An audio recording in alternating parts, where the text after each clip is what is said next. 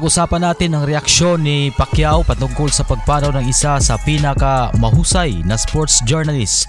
So biglaan po kasi nangyari at napakalungkot na balita, lalong-lalo na sa mga Pinoy sports fans hinggil sa pagpanaw ng isa sa mahusay na sports journalist at commentator ng ating bansa na si Chino Trinidad ay maging mismo si 8th Division at Fighting Senator Manny Pacquiao ay ganun din ang kanyang reaksyon.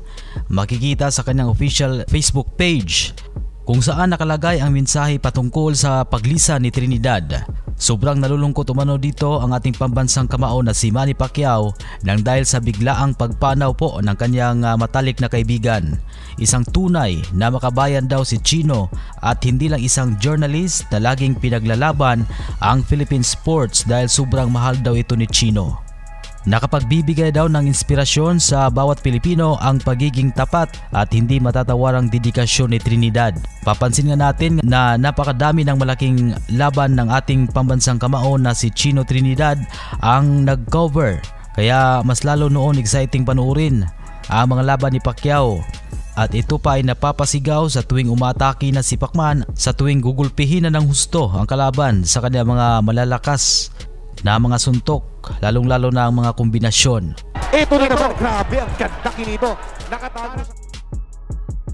At sa ibang dako naman, 4 na araw na lang magaganap na ang bakbakan ni former world title challenger Filipino Vincent Astrolabio kontra sa isang Japanese fighter na isang WBC Bantamweight World Champion na si Junto Nakatane na gaganapin pala sa Tokyo, Japan, kung saan si Astrolabio ay nasa Japan na siya ngayon.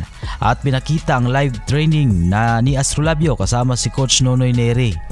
Napansin ng presidente ng gym na si Ken Murano kung saan sinabi niya na expected na daw ang height at dimension ni Astrolabio, pero yung muscle daw sa likod at sa balikat ni Astrolabio ay napakalakas tignan, kung saan napakaganda din daw ang kondisyon ni Astrolabio at mabigat na kalaban si Astrolabio dito kay Nakatane ayon pa sa kanya. At buong loob na sinabi ni Astrolabio sa interview na tatalunin daw niya si Nakatane at ina-knockout daw niya ito.